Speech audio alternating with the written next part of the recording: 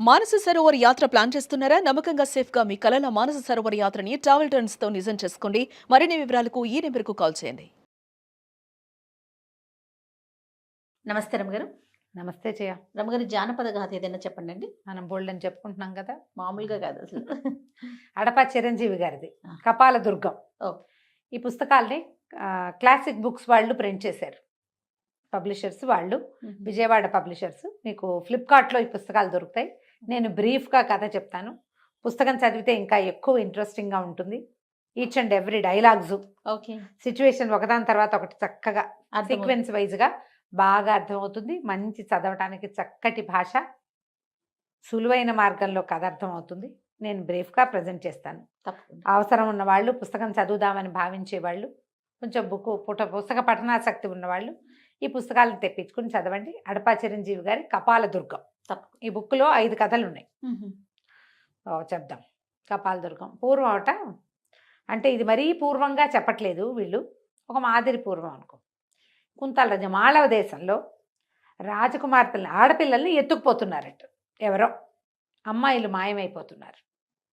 రాజుగారు ఇంతకుముందు అర్ధరాజ్యం ఇస్తానని ప్రకటన చేశాడు. ఈ కన్యకామండలు మాయమైపోతున్న అమ్మాయిల్ని ఎవరైనా వెనక్కి తీసుకొస్తే ఆ రహస్యం కనిపెట్టిన వాడికి అర్ధరాజ్యం ఇస్తామని. ఏం లేదు. తర్వాత రాజకుమార్తెను కూడా ఇస్తామని ప్రకటన చేశారు. చాలామంది వచ్చారు. రాజకుమార్తెను కూడా అనేసరికల్లా ఉత్సాహం వస్తుంది కదా. అయితే సరే, చాలామంది యువకులు చేరారు. ఎట్లా ఏమిటి తెలీదు, అమ్మాయిలు మాయమైపోతున్నారు అంతే తెలుసు. ఒక వృద్ధ సిద్ధుడు ఒక ఆయన వచ్చాడు. ఒక సాధు వచ్చి ఆయన ఏం చెప్పాడంటే, నేను నిడుపాటి గడ్డము, అది ముసలాయన. ఆయన ఏమన్నాడంటే, అంజనం వేసి ఎక్కడికి ఈ ఆడపిల్లలు మాయమైపోతున్నారో చెప్తానంటే సరే, చాలామంది వీరకుమారులని బోళ్ళంత మందిని కూర్చోబెట్టారు. సరే, అంజనం వేశారు. వేస్తే దారి కనపడుతోంది కొంత మటుకు. వీరాంజనేయుడు కనపడ్డాడంటే ఆంజనేయ స్వామి దారి చూపిస్తాడు. ముందుకెళ్ళేసరికల్లా ఓ పెద్ద మర్రి చెట్టు, ఓ బ్రహ్మరాక్షస అనగానే చూస్తున్నవాడు, అంజనం నుంచి చూస్తున్నవాడు భయపడిపోయి మానేశాడు. కేవమ్మని కేకలు పెట్టాడు, బ్రహ్మరాక్షస అంటే అయిపోయింది. కేవలం ధైర్యస్తులకే అంజనం కనపడుతుంది. వీరాంజనేయుడు దారి చూపిస్తాడు. భయపడే భీరువులకి ఆంజనేయ స్వామి ఏం చేయలేడు. అనేసరికల్లా ఈ జనంలో నుంచి, నిలబడిన కుర్రాళ్ళలోంచి ఒక కుర్రాడు వచ్చాడు, అమరసింహుడు. ఈ అమరసింహుడు ఎవరంటే ఈ రాజ్యం తాలూకు సర్వసైన్యాధ్యక్షుడి కుమారుడు. నేను వెళ్తాను, నేను తీసుకొస్తాను అన్నాడు. సరే, ఇతనికి ఒక స్నేహితుడు ఉన్నాడు, చిత్రాంగుడు. వీళ్ళిద్దరూ కలిసి ఉంటారు. మీ జానపద గాథల్లో చూడండి, రాజకుమారుడికి వెనకాల ఒకడు ఉంటాడు, ఒక వసంతుడు. అవును, వాడు స్టూపిడ్లా ఉంటాడు కానీ వాడికి సాహసం ఉంటుంది. భయపడుతూనే ఉంటాడు కానీ వెనకాలే వెళ్తాడు, మానేయుడు. అలాంటివి చాలా చోట్ల కనపడతాయి మనకి. ఈ చిత్రాంగుడు, అమరసింహుడు ఇద్దరు తయారయ్యారు. అయితే ఇప్పుడు నేను అంజనం వేసి చూపిస్తానంటాడు సాధువు. చూపిస్తే ఇది ఎలా వెళ్ళింది, 7 సముద్రాలు దాటాలి. దాటిన తర్వాత ఇంక భైరవ కోణ, ఒక పెద్ద స్థలం, ఓ మర్రి చెట్టు, ఒక బ్రహ్మరాక్షసి కాపలా కాస్తుంది. అందులోంచి లోపలికి వెళ్తే ఒక విశాలమైన ప్రాంతంలో కపాల దుర్గం ఉంది. ఆ పెద్ద కోటల్లే ఉంది. అది అన్ని మానవ కపాలాలతో నిర్మించబడినట్టుగా కనబడుతోంది. ఆ కోట గోడలు మానవ కపాలాలు పక్కపక్కన పెడితే, కపాలం అంటే తలపుర్రె, కపాలం అంటే తెలిసిందే కదా, మానవుని పుర్రెలతోటి తయారు చేయబడిన దుర్గం. దుర్గం లోపలికి ఎంటర్ అవ్వాల.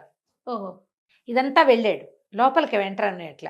అప్పుడు ఈయన ఏమన్నాడంటే, ఆంజనేయ స్వామి దారి చూపిస్తున్నాడు వీళ్ళకి ఇక్కడ దాకా. తర్వాత ఈయన పవర్ పనిచేయట్లా. అక్కడ ఏదో పటిష్టమైన మంత్రకట్టు ఏదో ఉంది. కట్టు కదిలిస్తే ఆంజనేయ స్వామి లోపలికి వెళ్ళిపోతాడు. మంత్రకట్టు కదిలించాలి. ఇప్పుడు ఈ కపాల దుర్గానికి వెళ్ళే దారి తెలిసింది క్లియర్గానే. 7 సముద్రాలు దాటాలి, ఎట దాటాలో తెలియదు. సరే, ప్రయత్నం చేస్తామన్నాడు. అమరసింహుడు ఏం చెప్పాడంటే, నేను తప్పకుండా వెళ్తాను. ఒకవేళ అమ్మాయిల్ని రక్షించకుండా తిరిగి వస్తే శిరచ్ఛేదమే, అంతే. ఎవరు రాలా ఇప్పటిదాకా వెనక్కి, కానీ శిరచ్ఛేదం చేస్తామన్నారు. దానికి కూడా రెడీ అయ్యాడు. తల్లి కొంచెం భయపడింది, ఇవన్నీ ఎందుకురా, ఈ రాక్షసులు, పిశాచాలు, అరణ్యాలు మనకి అంటే, అలాగా ఇంతమంది ఆడపిల్లలు మాయమైపోతున్నారు, ఏదో ఒకటి చెయ్యాలి, సాహసికుడైన వాడు చేయవలసిందేనని ఈ అమరసింహుడు, చిత్రాంగుడు చెరో తెల్లగుర్రం నల్లగుర్రం వేసుకుని బయలుదేరారు. దారిలో వెళ్తున్నారు, అటువైపుకు వెళ్ళటానికి వెళ్తూ ఉంటే సరే, ఒక చెట్టు దగ్గర విశ్రాంతికి ఆగారు. ఏదో తెచ్చుకున్న పదార్థాలు తిన్నారు. తింటే వీళ్ళకి మెలకు వచ్చి, కాసేపు పడుకుని లేచేసరికల్ మెలకు వచ్చేసరికల్లా ఒక బ్రహ్మాండమైన గండభేరుండం. వీళ్ళు సముద్రం దాకా వెళ్ళారు. సముద్రం దాటడం ఎట్లాగో వాళ్ళకి తెలియటల్లా. అది సముద్ర తీరంలో ఉన్న ఒక అడవి. ఒక గండభేరుండం, ఒక రాక్షసి మొసలి లాంటిది, ఏమంటారు మన డైనోసార్ లాంటిది, దానికి 2 కొమ్ములు కూడా ఉన్నాయి. అది దీన్ని యుద్ధం చేస్తున్నాయి. గండభేరుండ పక్షి అంటే గండభేరుండం అనేది మనకి విడిగా ఎక్కడ కనపడుతుందో మనకు తెలీదు. కథల్లో మాత్రం బాగా బాగా కనిపిస్తుంది. వింటాం. చాలా పెద్దది. అది మానవ భాష మాట్లాడగలదు. ఎంత ఎత్తైనా ఎంత దూరమైనా ఎక్కడికైనా తీసుకెళ్ళగలదు. ఓ పక్కన చెట్టు మీద గండభేరుండం పిల్లలు ఉన్నాయి. అవి కెయ్యో మొర్రో అని అరుస్తున్నాయి.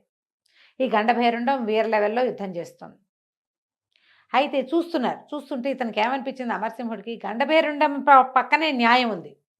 ఆ రాకాసి బల్లి బహుశా ఈ పిల్లల్ని తినడానికో ఏదో వస్తుంది, అందుకే పిల్లలు అరుస్తున్నాయి అని చెప్పి సహాయం చేద్దామని గండభేరుండం గుడ్లు తేలేసే టైంకి వీళ్ళిద్దరూ ఎంటర్ అయిపోయారు. ఎట్లా కొట్టినా దాని నోట్లోంచి మంటలు వస్తున్నాయి, ఒంట్లోకి కత్తి దిగదు. నానా తంటాలు పడి కొమ్ములు విరిచేసేసారు కల్లా అది కాస్త చచ్చిపోయింది. వీళ్ళు ఏం చేశారు, కాస్త నీళ్లు తెచ్చి గండభేరుండం మొహం మీద పోసి గండభేరుండాన్ని సేద తీర్చారు. తీర్స్తే ఆమె సంతోషించింది గండభేరుండం. దీంతో చాలా బాధలు పడతాం, ఇప్పటికి ఎంతమందో పిల్లలు ఎన్ని పిల్లలను తినేసింది, మళ్ళీ పిల్లలు పెరిగే సమయానికి వచ్చింది, మీరు చాలా మంచివాళ్ళు, నాకు సహాయం చేశారు, మీకు ఏం కావాలో చెప్పండి చేస్తానని. మానవ భాషలో మాట్లాడేసరికి సరే గండభేరుండాన్ని ఏమడిగారు, 7 సముద్రాలు దాటించాలి. 7 సముద్రాలు అంటే 7 సముద్రాలు కదా, అవి ఒకచోటే ఎందుకుంటాయి, కథ అంతే. అంతే. దాటించాలి, సముద్రాన్ని దాటించమని అడిగారు. అడిగితే గండభేరుండం సరే పిల్లలకి ఏదో తిండి పెట్టి ఇది కొంచెం కోలుకున్నాక వీళ్ళని ఎక్కించుకుని సముద్రాలు దాటుతుంటే ముందు 2 సముద్రాలు దాటేసింది, 7 ఉన్నాయి లైన్గా. అవి 3వ సముద్రం దాటుతుంటే కింద ఒక రాజ్యం కనపడింది. పెట్ట పొరుగు లేదు, ఊరంతా బాగుంది. అంత కోటలు, ఇళ్ళు, వాకిళ్ళు, తొట్లు, తోటలు, దారులు క్లియర్గా కనపడతాయి, చుట్టూతా పంటలు. కానీ పిట్ట పురుగు మనుషులే లేరు. ఏమిటి ఇట్లా ఖాళీగా ఎందుకుందంటే ఏమనుకున్నాడు వీడంటాడు చిత్రాంగుడు, ఏమైనా భూతప్రేత పిశాచాల నివాసం ఉంటున్నాయేమో ఇందులో. అంటే ఇది వైశాలి రాజ్యం, మామూలుగా అయితే జనం ఉండాలి, ఎందుకు లేరో చూద్దామంటే ఇతను ఏమన్నాడు, అదేమిటో చూద్దాం ఈ వింత, మమ్మల్ని దింపమన్నాడు. దింపమనేసరికి వీళ్ళు దిగి వచ్చేసరికి ఒక గ్రామస్తుడు ఆ ఊళ్ళో కనపడ్డాడు. ఒకడు, ఏమిటి నాయన ఈ టైంలో తిరుగుతున్నారు, మీరు ఎవరు ఏమిటంటే మేము దారే పోతూ వచ్చాం, ఎందుకు ఈ ఊరు ఖాళీగా ఉందంటే ఒక వింత మృగం సంచరిస్తోంది ఆ ఊర్లో. సాయంత్రం అయ్యేసరికల్లా మా ఎవడికి మూడుతుందో తెలియదు, రోడ్డు మీద ఉంటే అందరికీ మూడుతుంది, అందుకని మేము అందరం ఎవరిళ్లలో వాళ్ళు దాక్కుంటాం, పిట్ట పురుగు రాదు బయటికి, మీరు కూడా రండి రండి అని లోపల తీసుకుపోయారు. ఒక రాత్రి అయ్యేసరికల్లా ఒక విచిత్రమైన మృగం, 3 తలలు అవి ఉన్నాయి దానికి, అది తిరగటం మొదలుపెట్టి, దీనికి కూడా కొమ్ములు ఉన్నాయి. సరే వీళ్ళు ఏం చేశారు, దీని సంగతి ఏంటో చూడాలి. సాహసం అంటే అక్కడేదో పని చేస్తాం కాదు, ఎప్పుడు సాహసంగానే ఉండాలి, నిరంతరం సాహసంగానే ఉండాలి. వీళ్ళు కాస్త ఆ మృగంతో యుద్ధానికి దిగారు. ఓకే. దిగితే చిత్రాంగుడు మంచి జోరుగా ఉన్నాడు, భయం, అమ్మో నాకు భయం, అమ్మో నాకు భయం, బాబోయ్ నన్ను వదిలేసి వెళ్తావా అంటూ ఉంటాడు, కానీ యుద్ధానికి దిగుతూ ఉంటాడు. సరే ఇద్దరు కలిసి ఆ మృగానికి కళ్ళు పొడిచేసి కొమ్ములు విరిచేశారు. ఆ మృగం పడిపోయి పెద్ద బూడిద కుప్పయి అందులోంచి ఒక అద్భుతమైన సుందరీమణి ఒక ఆవిడ లేచి నేను గంధర్వకాంతని, నాకు శాపం ఉంది, అందుకని నేను ఇలా అయ్యాను, మానవుల చేతిలో మరణం ఉందని మనుషుల మధ్యలో తిరుగుతాను, వాళ్ళు నన్ను చంపేది లేదు, నేనే వాళ్ళని చంపేయటం అవుతుంది అని చెప్పి ఏం చేసింది, ఒక అద్భుతమైన ఉంగరం ఒకటి తన చేతిలో పెట్టింది ఈ అమరసింహుడికి. ఈ ఉంగరం ఎవరు పెట్టుకుంటే వాళ్ళు మాయమైపోతారు, పక్క వాళ్ళకి కనపడరు. ఓహో. ఎలాంటి మాయమంత్రాలు ఈ ఉంగరం మీద పనిచేయవు, ఎంత మాయావి పంజరం ఉన్నా సరే అందులోకి వెళ్ళిపోగలుగుతారు అని చెప్పి ఉంగరం చేతిలో పెట్టింది. సరే మళ్ళీ గండభేరుండం వచ్చింది. వీళ్ళు ఈ ఊళ్ళో ఉన్న వాళ్ళంతా చాలా మెచ్చుకున్నారు. మళ్ళా వీళ్ళు ఎక్కి మన గండభేరుండం మీద ఎక్కేసి బయలుదేరి వెళ్ళారు. వెళ్ళి కపాలదుర్గం దాకా వెళ్ళిపోయారు. ఓహో. ఆ కపాలదుర్గానికి యువతలో ఒక మర్రి చెట్టు, అక్కడికి చేరారు వీళ్ళు. అయితే ఏమైంది, కపాలదుర్గంలో వ్యవహారం చెప్తారు. జటాలకుడు అనే ఒక మహామాంత్రికుడు అమ్మ 1000 మంది కన్యలని బలి ఇవ్వడానికి తీసుకొచ్చాడు అక్కడికి. ఆయనకు ఒక శిష్యుడు కూడా ఉన్నాడు, శరభుడో ఏదో వాడ పేరు. వాడేమంటాడు, సరే బలికి ఏర్పాట్లు చేద్దాం, అమ్మాయిలందరినీ స్నానాలు చేయించి తీసుకొస్తే అమ్మవారు పలికింది. వాడికి 2-3 రకరకాల శక్తులు ఉన్నాయి, సలహాలు చెప్పేవి. అవి మీరు కనుక మాయల ఫకీరు ఆ సినిమాలు చూస్తే, బాలనాగమ్మ అలా తర్వాత పాతాళ భైరవి అవి చూస్తే బోళ్ళని పక్కన వీడికి సహాయం చేసే శక్తులు కనపడతాయి. ఏ ప్రశ్న అడిగినా సమాధానం చెప్పేది, ఎవరిని చూపించమన్నా చూపించేది, అవునవును. అలాంటివి ఉంటాయి. కరాళ కామిని, భూతాళ శంఖిని ఇలాంటి పేర్లు ఉన్నవి. అయితే ఏమైంది, ఈ అమ్మవారు పలికింది ఇతనికి, 1001 స్త్రీలని బలిస్తేనే, కన్యల్ని బలిస్తేనే నీ కోరిక తీరుతుంది. 1000 మందే అయ్యారు అమ్మాయిలు, ఇంకా ఒకటి ఇంకొక అమ్మాయి కావాలి. ఈ అమ్మాయి ఎవరు, ఒక ప్రత్యేకమైన స్త్రీ ఉంది, అదే నీ చావుకి కారణం అవుతుంది. అది కూడా చెప్పింది. ఆమెని కలిపితేనే ఈ బలి పూర్తవుతుంది. ఓహో. కానీ ఆమె నీ యొక్క మృత్యుదేవత. ఆ అమ్మాయిని తేవటం సులువు కాదు, చంపడం సులువు అసలు కాదు. అంటే ఏమైనా సరే నేను ఆ అమ్మాయిని తెస్తాను, ఆ అమ్మాయి ఎవరో చెప్పమన్నాడు వీడు. ఆ ప్రత్యేకమైన అమ్మాయి ఎవరు, విరూపాక్ష దేశానికి పరిపాలిస్తున్న జయసేనుడు కుమార్తె సునందవల్లి ఆ అమ్మాయి పేరు. ఆ అమ్మాయి 25 సంవత్సరాలకు ఒకసారి వచ్చే ప్రత్యేక పున్నమి నాడు పుట్టింది. మహాద్భుత సౌందర్యవతి. ఆ అమ్మాయిని తీసుకురా, దాన్ని కూడా బలివ్వాలి ఈ 1000 మందితో. లేదా నీ వల్ల కాదంటే ఈ అమ్మాయిని పంపించేసే ఎవరిళ్ళకి వాళ్ళని, ఈ ప్రయత్నం విరమించుకో. మీరు నేను చచ్చినా విరమించుకోను, ఏమైనా సరే ఆ అమ్మాయిని తీసుకొస్తానన్నాడు. పట్టుకొచ్చారు కూడా. తర్వాత ఇంతలో ఏమైంది, మళ్ళీ పౌర్ణమి రావాలి.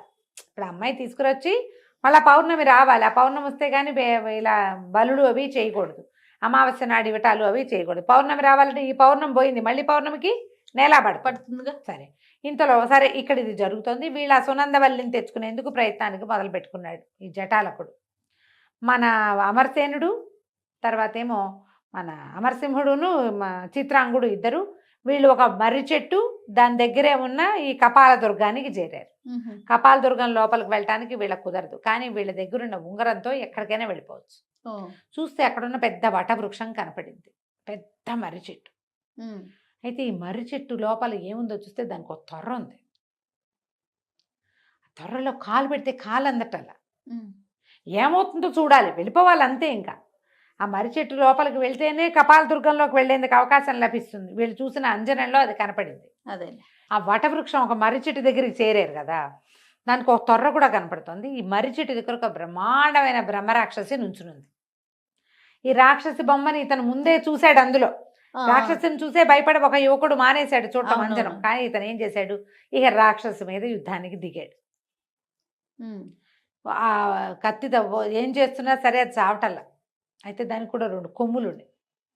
ఆ కొమ్ములు విరిచేశారు కల్లా రాక్షసిగా చచ్చిపోయింది. యుద్ధం బాగా జరిగింది. ఇద్దరు ఏం చేశారు, ఆ వటవృక్షం మర్రి చెట్టు లోపలికి వెళ్ళటానికి ప్రయత్నం చేశారు. వెళ్తే కాలు పెడితే కాలు అందటల్లా. మామూలుగా తొర్రాలంటే ఎంత ఉంటాయి, ఇంత ఉంటాయి. ఏమైనా సరే మనం లోపలికి వెళ్ళవలసిందే. సరే, అమరసింహుడు ఏం చేశాడు, నేను వెళ్ళిపోతాను, నా వెనకాల చిత్రాంగుడు అన్నాడు. వద్దు వద్దు, వెనకెళ్ళిపోదా, నాకు భయం వేస్తుందండి. భయం వేసిన గీవేసిన ఇంత మటుకు వచ్చాక ఇది చేయాల్సింది. ఈ లోపల కాళ్ళు పెడితే ఇక అగాధం ఢామని పడిపోయాడు లోపలికి. కేక వినపడింది. అమ్మో, ఏదో ఒకటి మనం పడుతుంటే కెవ్వుమంటాం కదా, అమ్మోరేమో అనకపోయినా ఏదో కెవ్వుమంటాం అదురుకి. సహజంగా అసంకల్పిత ప్రతీకార చర్య అది వచ్చేస్తుంది. చిత్రాంగుడు కూడా దూకేశాడు అతను వెనకాల, ఈ అమరసింహుడు వెనకాల. ఇద్దరు కలిసి ఎక్కడో పడిపోతే, ఎంత పెద్ద తోట ఉందో కింద, అడవి, అది తోట అనకూడదు దాన్ని. బోలెడని జంతువులు ఉన్నాయి, కుందేళ్లకి కూడా కొమ్ములు ఉన్నాయి. కుందేళ్ళు ఉన్నాయి, తోడేళ్ళు ఉన్నాయి, ఏమిటేమిటో ఒక్కొక్కటి విచిత్రమైన మృగాలు. ఒకదాని మొహం ఇంకో దాని శరీరంలాగా కూడా కనపడుతుంది. బోలెడని మొక్కలు, రకరకాల ఔషధులు, జలపాతాలు, నీరు.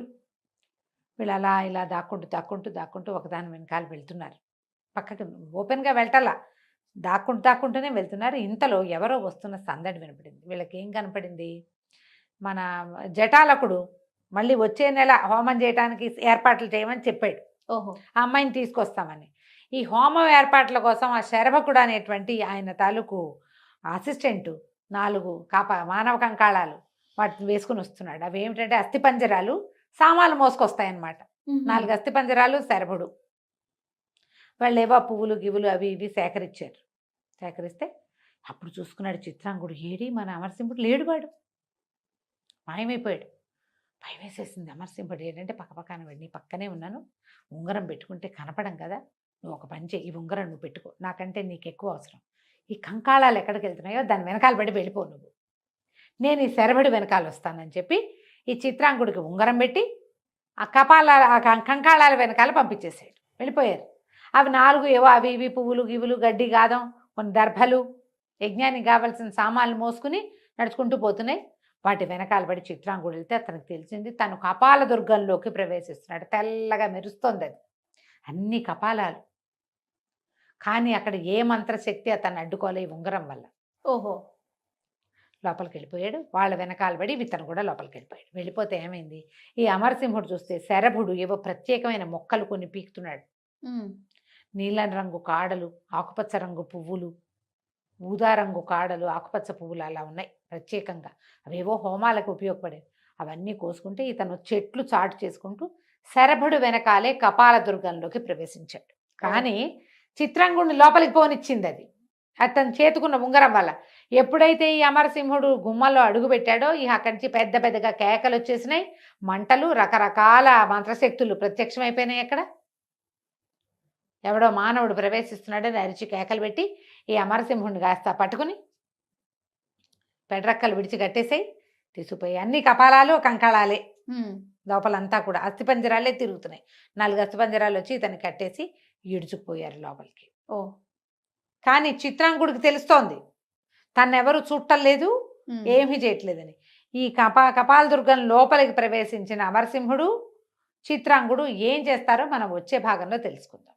తప్పకుండా రమ్మగారు. భలే ఇంట్రెస్టింగ్‌గా ఉందండి. అవును.